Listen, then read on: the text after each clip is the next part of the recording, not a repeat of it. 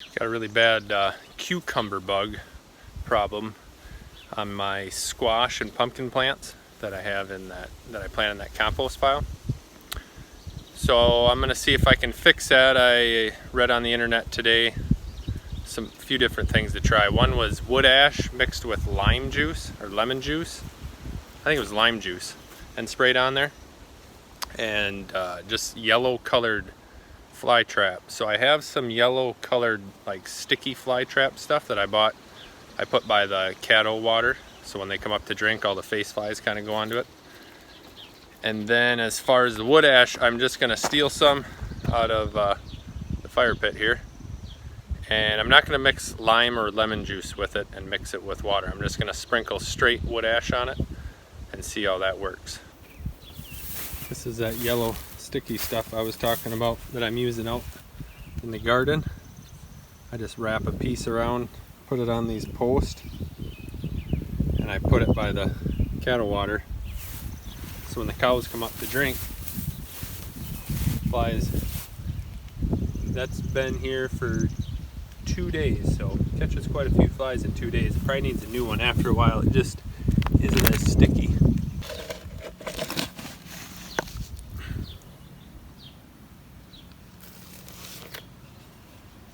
You can see here the destruction the cucumber bugs are causing, and you can see them there. They have the little yellow stripes on them, but they are eating these plants like crazy. I think we still might be able to save them if we can keep them off of there. We'll find out here shortly. We'll douse them with some wood ash, put up those yellow traps, and see if that helps. There's some more squash plants. They don't seem to be nearly as affected. I was reading today that the cucumber bugs, oh, there's one way down. I don't know if you can see it or not. See if I can get you down there. There they are. That cucumber bugs mainly affect the really little plants. I noticed in my other garden that the big plants, the zucchini, was just getting hit super hard when it was about 6 inches tall. As soon as it got up to that about foot and a half, then I don't know if it's that it grows so fast that the cucumber bugs have so much more to eat that it doesn't affect it, or if they just prefer the smaller plants. And obviously the smaller plants have less surface area, so a bite out of that plant has a greater effect than a bite out of a 2 foot tall plant.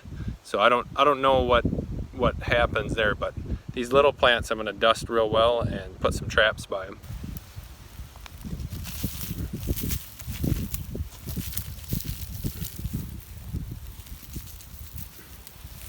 That's maybe too much. I don't know if that's going to affect them or not. We'll maybe put a bunch around the ground too. See if that keeps everything away. Maybe dust a little bit off of that. Get the big chunks off anyways.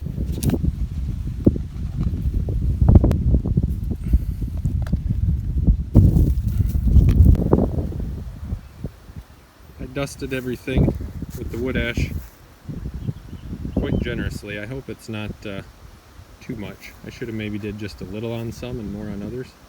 You can see all the white spots where I dusted them.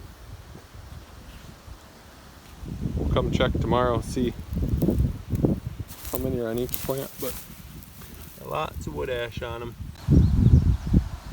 Now I'm going to set up this fly trap. This is a roll. It's about 9 inches wide. I think it was 30 inches long, or 30 feet long. I got it at our local farm store. So online I read that if you use a yellow sticky trap for these cucumber bugs, that'll work. So I'm gonna cut just a strip that's 9 inches wide. I'm just gonna cut a strip maybe 4 inches long. I'm gonna wrap it around these posts and just stick it back to itself.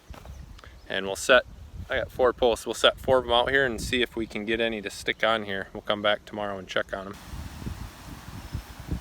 Got one on there. You can see I just folded it around and stuck it back to itself, and then I laid it in that little clip. Got my 4 traps made up behind me. I'm gonna go find the worst plants, or the ones that were being eaten the most. So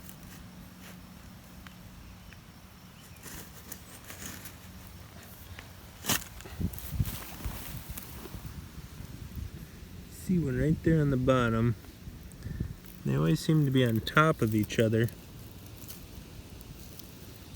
No wonder there's so many of them.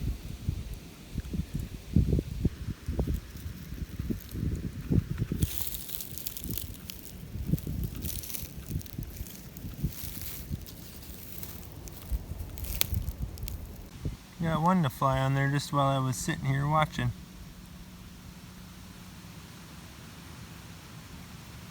I think he's stuck.